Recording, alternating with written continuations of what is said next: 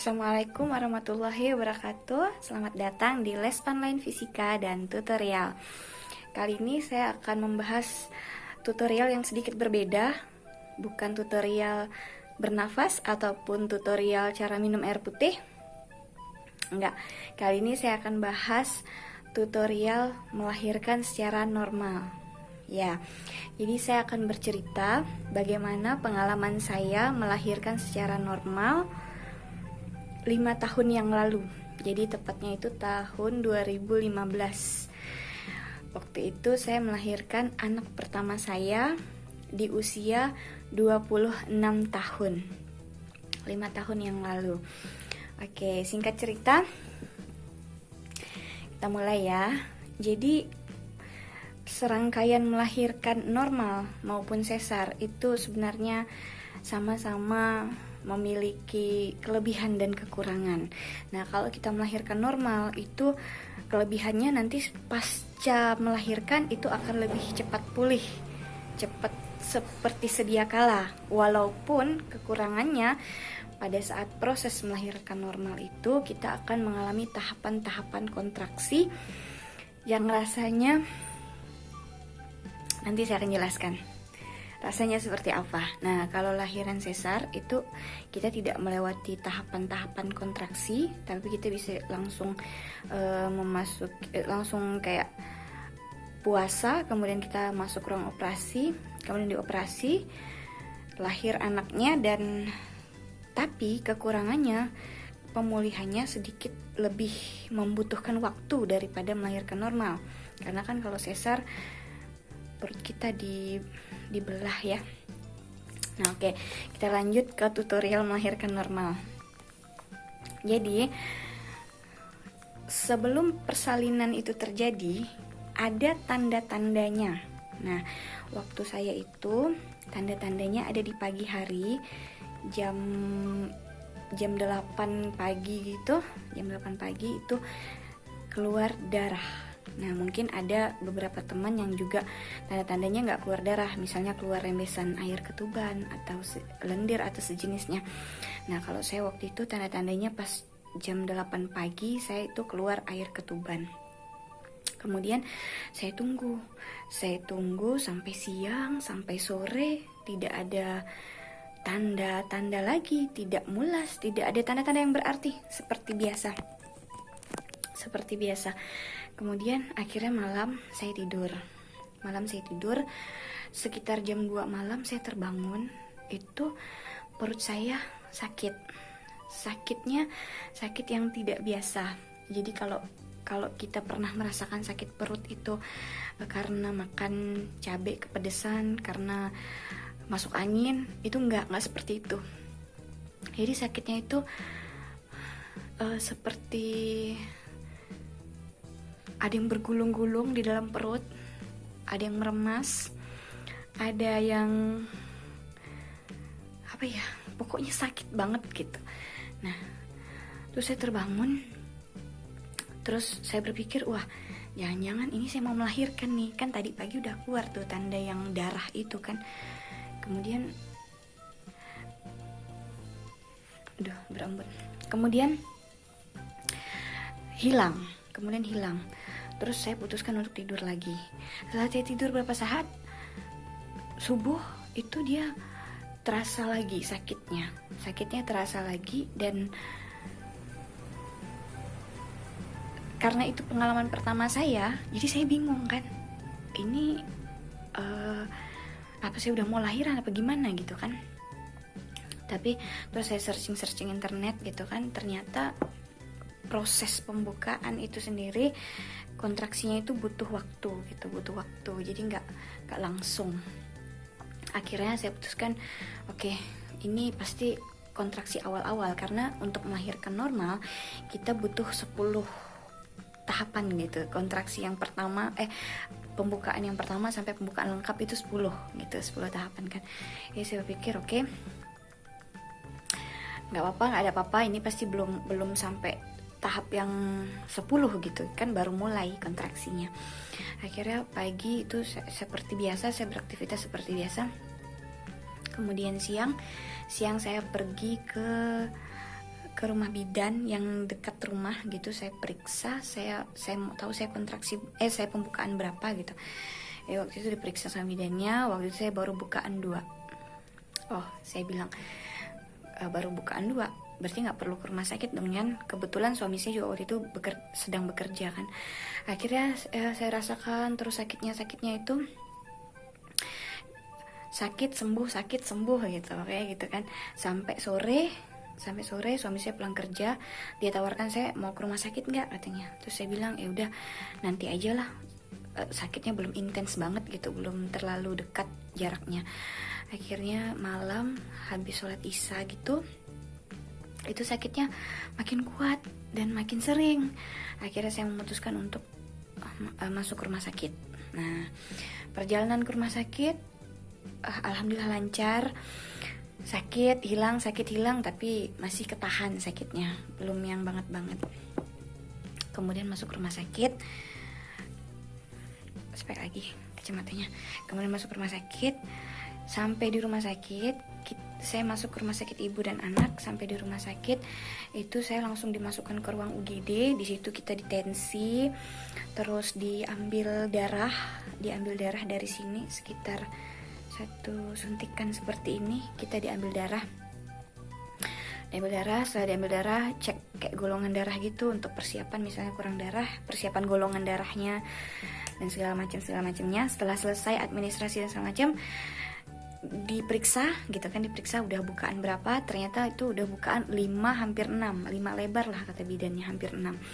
Kemudian karena itu udah bukaan hampir 6, jadi saya tidak disuruh masuk ke ruang rawat inap. Jadi saya langsung disuruh ke ruang bersalin. Nah, saya jalan kaki tuh ke ruang bersalin, sampailah saya di ruang bersalin. Di situ ada 3 tempat bersalin gitu. Saya masuk di tengah, yang di tengah. Sampai di dalam ruang bersalin saya melihat alat-alat persalinan. Jadi saya itu takut darah, saya takut jarum sebenarnya, takut gunting, pokoknya takut alat-alat medis, saya takut gitu. Nah, setelah masuk saya lihat alat-alat medis itu, saya lihat itu lumayan bikin saya shock, lumayan bikin saya nggak tahu deh, blank pokoknya. Gimana, serba salah. Melahirkan normal, ternyata itu juga persiapannya ada kayak gunting, kayak gitu-gitu.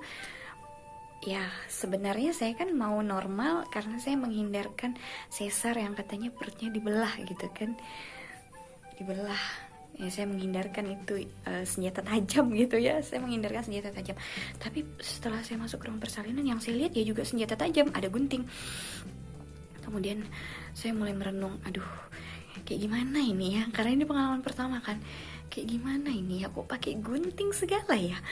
Aduh, saya kan emang gak pernah mau lihat proses melahirkan yang di YouTube misalnya gitu kan, karena saya takut kan, namanya juga belum pernah ya, saya takut.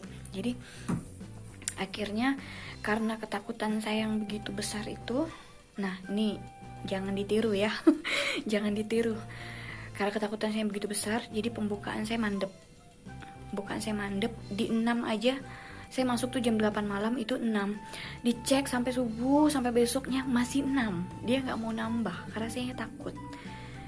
Nah, jadi yang persiapan melahirkan normal ataupun yang nanti untuk misalnya anak-anak muda yang dengar untuk masa depannya nanti kalau mau melahirkan normal jangan takut ya. Kuncinya jangan takut, karena itu harus kita hadapi bagaimanapun juga caranya, mau normal mau sesar harus kita hadapi. Apa yang sudah hidup di perut kita ini harus kita keluarkan, ya kan. Nah, lanjut, karena saya takut gak ada pembukaan. Jadi hari kedua, besok paginya itu dilihat kok belum ada pembukaan juga. Tapi alhamdulillahnya air ketuban saya itu bagus. Ya, dicek bagus, nggak rembes sama sekali, detak jantung janinnya, DJJ-nya juga bagus. Akhirnya diputuskan ya udah tunggu aja sampai siang. Bidannya datang lagi, ih kok belum lahiran lagi gitu kan, padahal yang masuk sama-sama saya malam itu, yang pembukanya juga 5 bahkan di bawah saya, itu udah lahiran anaknya, udah lahiran, saya belum lagi. Akhirnya siang itu saya diputuskan untuk induksi, tapi saya menolak. Lagi-lagi alasannya karena takut, jangan ditiru lagi. Disuruh induksi, saya menolak. Saya takut, saya bilang kan, saya takut karena kata teman-teman, kata yang udah pernah induksi itu sakitnya 10 kali lipat dari lahiran normal. Gila gak sih 10 kali lipat? Saya ngebayanginnya ini kontraksinya udah sakit banget. Terus kalau 10 kali dari ini saya pingsan dong. Ya kan? Saya bilang gitu sama bidannya, jangan deh, terus saya pingsan, ini saya udah gak mampu. Saya bilangnya sakit banget. Ya udah kata bidannya, tapi harus tanda tangan dulu ya, tanda tangan bahwa pihak kami yang menolak untuk diinduksi gitu. Jadi kalau terjadi apa-apa mereka nggak tanggung jawab.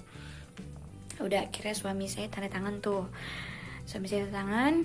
Kemudian ditunggu sampai sore, saya malamnya masih buka 6, nggak ada nambah. Gak ada nambah, ini hari kedua gak ada nambah sama sekali. Ya udah, tapi sakit, mules tapi kok nggak nambah, itu saya juga heran. Sakit, mules tapi nggak nambah.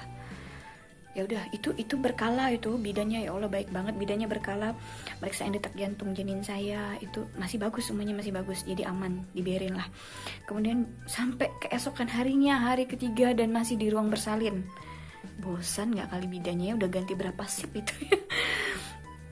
Aduh, hutang budi sama bidannya. Oke, kemudian hari ketiga dibilang pagi dicek, belum ada kemajuan tuh. Jadi kata bidannya, ini harus diinduksi, nggak bisa terlalu lama prosesnya, atau disesar aja, mau pilih mana gitu kan. Akhirnya dengan kompromi sama suami, akhirnya saya memilih induksi. Dan itu pun saya bilang sama bidannya,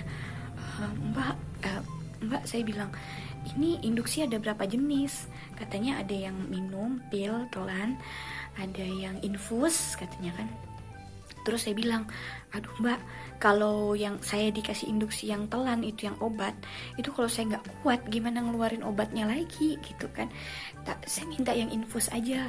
Kalau diinfus, begitu saya nggak kuat, itu infusnya kan bisa dicabut gitu kan. Saya masih nego tuh sama bidannya. Ya udah deh kata bidannya, nggak apa-apa, kita coba ya induksi dengan infus. Akhirnya saya diinduksi dengan infus, dan karena ini hari ketiga saya udah lemes, nggak tidur, makan juga ala kadarnya. Orang mules disuruh makan kan nggak bisa ya, nggak bisa makan, udah lemes.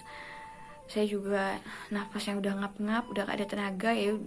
Jadi ini diinfus, ini dipasang oksigen. Perjuangan banget.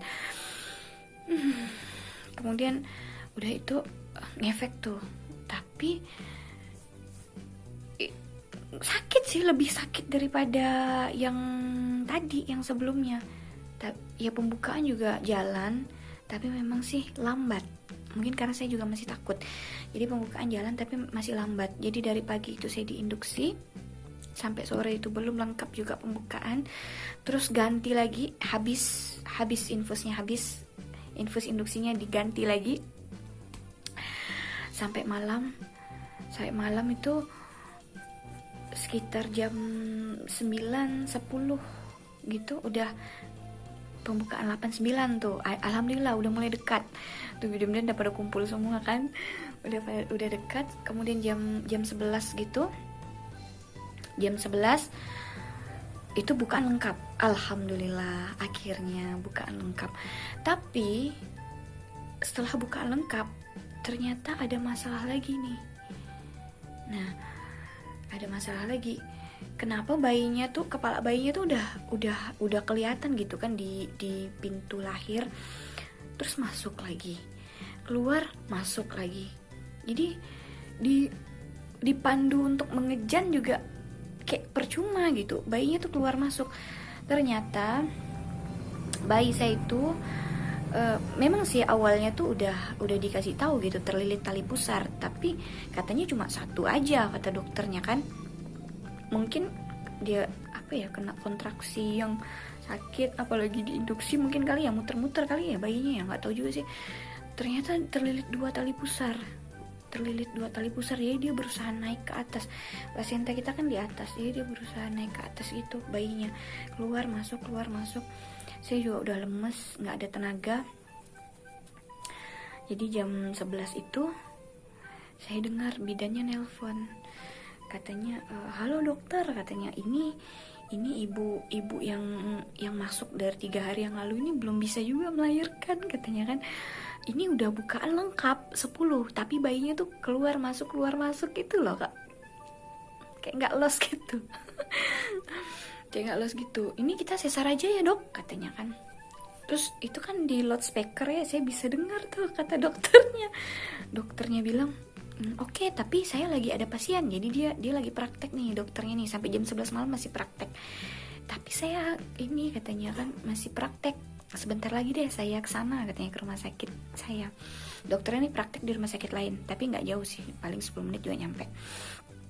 Kemudian udah tutup telepon, bidannya bilang sama saya, ibu kan takut, katanya, di sesar. Ayo bu, berusaha dong normal, katanya kan.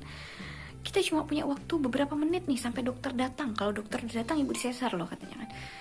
Wah, saya tambah takut nih.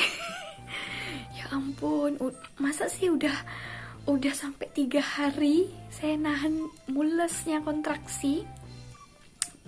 Kemudian saya pasrah di induksi, padahal seharusnya ya memang ini salah saya sih ya. Ini pengalaman, jadi buat kamu semua nanti ikutin aja sih saran dokter, saran bidan yang melahirkan kamu tuh, ikutin semua, jangan keras kepala kayak saya ini ya, karena saya banyak takutnya jadi saya keras kepala, nggak ikutin saran-saran mereka, suruh induksi, suruh ini, saya nggak ikutin.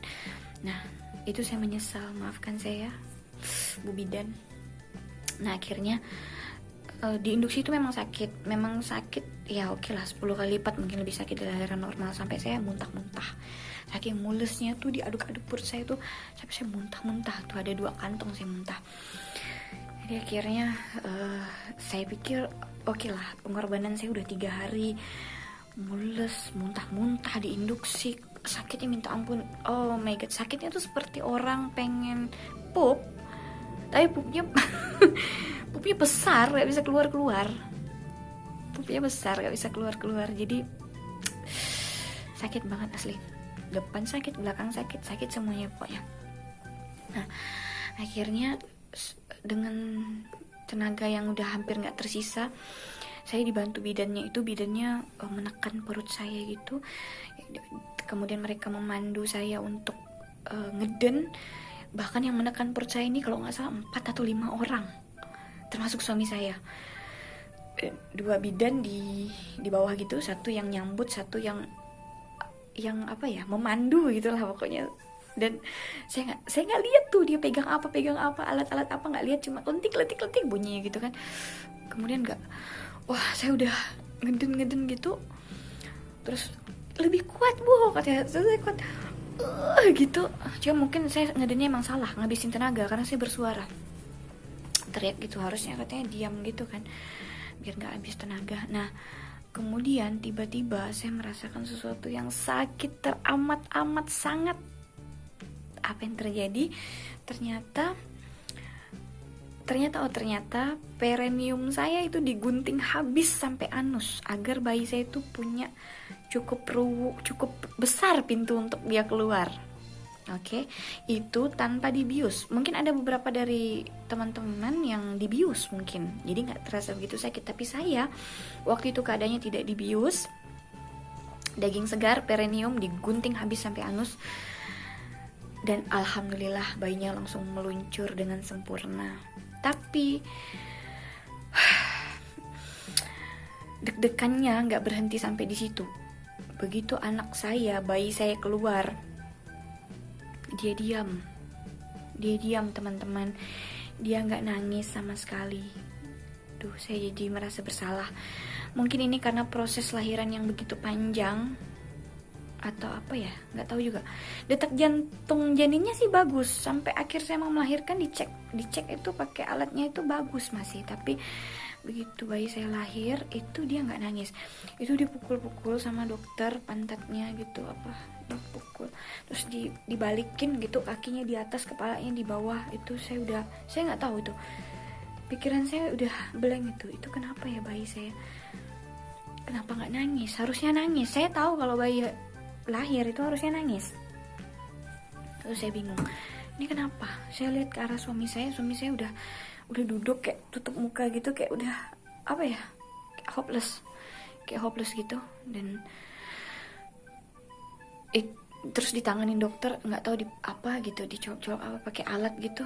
Terus akhirnya nangis, alhamdulillahirabbil alamin, nangis akhirnya bayi saya.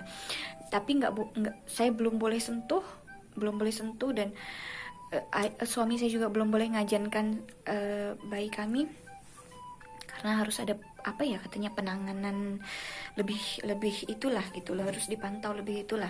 Jadi bayi saya langsung dilarikan ke atas ke ruang bayi. Tinggallah saya dengan perineum sampai anus yang sobek digunting. Saatnya dijahit ya Bu, kata bidannya. Tapi nggak apa-apa, alhamdulillah udah lahir, udah rasa sakit yang 3 hari itu kayaknya terbayar gitu. Begitu lihat anak saya udah nangis, udah lahir, udah nangis, sempurna lahirnya, cantik, seorang putri. Sekarang udah hampir 5 tahun usianya. Nah, kemudian waktunya menjahit. Jeng. Apa rasanya? Saya dijahit dalam keadaan tidak dibius juga. Sama ketika waktu perineum saya digunting, itu saya berteriak sangat keras sampai keluarga yang menunggu di luar ruangan itu mengira ada apa-apa gitu di dalam, karena saya berteriak dengan sangat keras. Perineum saya digunting sampai anus tanpa bius. Nggak bisa, pedih, panas, luka menganga, begitulah kan. Akhirnya waktunya dijahit ya Bu, kata bidannya. Oke. Begitu saya itu juga tanpa bius, begitu jarum itu masuk ngejahit, nggak tahu deh, kayaknya jarumnya bentuknya kayak gini, bukan kayak jarum jahit, bukan kayak apa sih, kayak mata pancing ya, kayak kail gitu kayaknya. Tapi begitu dijahit, oh my god, ya sakitnya tuh gimana ya nyeritainnya, pokoknya sakit banget. Tapi karena hati senang, bayi udah keluar, udah nangis gitu, ibarat kata udah alhamdulillah lah ya, udah selamat gitu. Saya selamat, bayinya selamat, bayi kami selamat. Jadi lebih sakit pas digunting daripada dijahit. Ya jahitnya prosesnya lumayan lama ya, karena banyak luar dalam itu banyak yang sobek. Dijahit cukup lama karena sakit dan karena juga udah lahiran kan. Jadi saya memutuskan, ya udah ngapain saya rasain sakitnya, mending saya tidur. Akhirnya saya tertidur. Jadi saya hanya merasakan 1, 2, 3 kali saya tidur tanpa bius. Saya bisa tidur sendiri, tidur dengan sangat lelap. Sampai akhirnya bidan membangunkan saya, "Ibu, sudah selesai jahitnya," katanya. Itu jam 12-an lewat, hampir jam 1 kayaknya ya, hampir 2 jaman kayaknya prosesnya semuanya jahitnya. Mari kita ke ruang rawat inap, katanya. Saya didorong deh ke ruang rawat inap. Nah, masuk ruang rawat inap, terus saya tidur lagi. Saya tidur puas-puas karena saya sudah 3 hari tidak tidur, mules. Akhirnya saya tidur lelap sekali sampai besok paginya. Itu hari keempat berarti saya di rumah sakit ya. Hari keempat saya di rumah sakit, bangun tidur saya pengen pipis. Dari malam saya belum pipis, dari waktu lahiran saya belum pipis. Terus saya pengen pipis paginya, pengen pipis, itu nggak bisa. Berkali-kali saya coba ke kamar kecil gitu, ke toilet, nggak bisa. Tuh ini ngapa ya nggak bisa pipis, padahal tuh pengen banget rasanya pipis. Gimana sih, jadi sakit, jadi penuh perut, keras. Akhirnya pas bidan kontrol ke ruangan, saya bilang, "Mbak, saya nggak bisa pipis, dari tadi malam habis lahiran saya belum ada pipis sampai sekarang, gimana ya?" Oh, kata bidannya, biasa sih memang ada yang kayak gini, kayak trauma lahir gitu. Apalagi kan ibu lahirannya tuh memang prosesnya sulit ya, karena bayinya lilit tali pusar 2 kali, lukanya banyak, luar dalam, jahitannya banyak. Kata bidannya, ya mungkin ini trauma lahir, trauma kandung kemih apa gitu, nggak tau lah ya. Ibu harus dikateter katanya.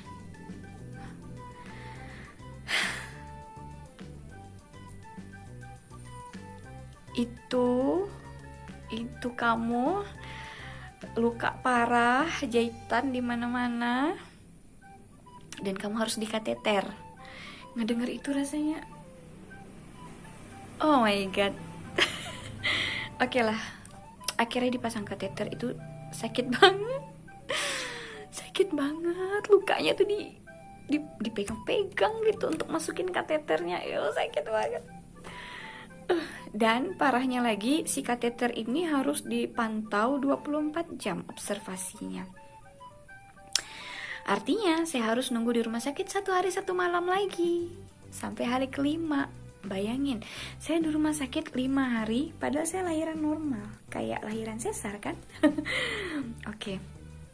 Jadi setelah saya dipasang kateter, sekalian bidannya cek juga kan, dilihatnya kan jahitannya penuh gitu kan, perineumnya sampai anus tuh juga penuh jahitan, anusnya jahitan. Terus dia bilang, oh ini nggak bisa pup normal ya bu, ibu harus diresepkan obat nanti dokter resepkan obat untuk biar apa ya, BAB-nya cair gitu katanya kan, biar nggak sobek jahitan yang di anusnya itu. Ya Allah, cobaan apa lagi ini, saya bilang kan. Ya saya dikasih sirup gitu untuk mencairkan BAB saya biar nggak sobek semua jahitannya. Akhirnya badai itu pun berlalu. Jadi udah 1 hari, udah 24 jam diobservasi, dicabut lah kateternya, sakit, nyabutnya juga sakit sama kayak masangnya, karena itu kan masih luka semua ya, basah masih lukanya. Kemudian dicoba, akhirnya saya bisa pipis, alhamdulillah. Bayi saya juga tidak ada masalah apa-apa. Udah pup pertama yang warna hitam, udah semua, nggak ada masalah. Jadi hari kelima kami boleh pulang.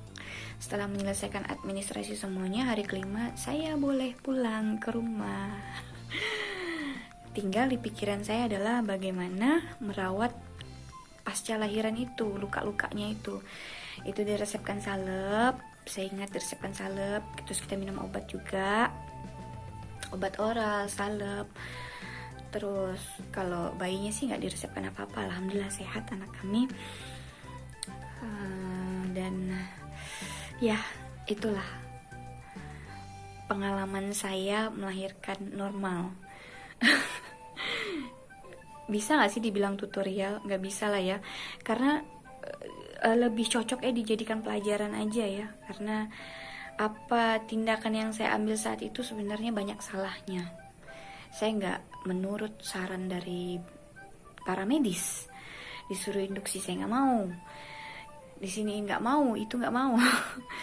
Dan selama proses pembukaan itu yang mandep itu, saya cuma baring aja di atas tempat tidur sambil selimutan sambil nangis.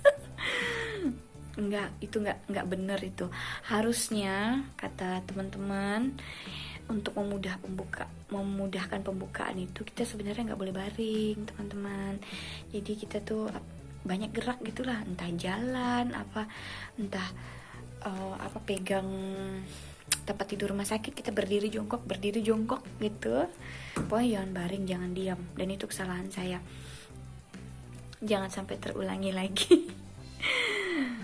Jangan sampai terulangi lagi. Oke, nah itulah proses pengalaman saya melahirkan secara normal dengan bayi 3,1 kg, panjangnya 50 cm. Panjang 50 cm, terlilit 2 tali pusar sekaligus.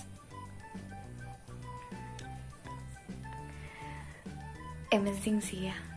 Kalau diingat-ingat sih bikin trauma, tapi enggak lah ya, karena sudah fitrahnya kita sebagai perempuan untuk melahirkan, apapun itu caranya, normal, sesar, sama aja. Semuanya memiliki kelebihan dan kekurangannya masing-masing, tidak ada yang sempurna. Dan yang paling terpenting, apapun caranya, itu yang penting ibu dan bayi selamat ya. Nah untuk lahiran selanjutnya saya tuh udah prinsip gitu, apapun yang disuruh para medis, disuruh dokter, misalnya suruh sesar ya sesar, suruh induksi ya induksi gitu, saya gitu deh. Pokoknya saya nggak mau keras kepala seperti waktu pengalaman saya lahiran anak pertama, karena kasihan juga bayinya kalau tahu lama prosesnya, nggak nangis seperti bayi saya. Alhamdulillah untung bayi saya nggak kenapa-kenapa ya. Oke, buat ibu-ibu yang sedang hamil, saya doakan semoga persalinannya lancar. Atau ibu-ibu yang baru habis melahirkan, semoga cepat pulih. Untuk yang belum nikah, adik-adik, ya jadikan ini sebagai pelajaran nanti buat lahiran ya. Oke, sampai jumpa di lain kesempatan. Jangan lupa subscribe-nya. 1 subscribe sangat berarti untuk channel ini. Salam. Assalamualaikum warahmatullahi wabarakatuh.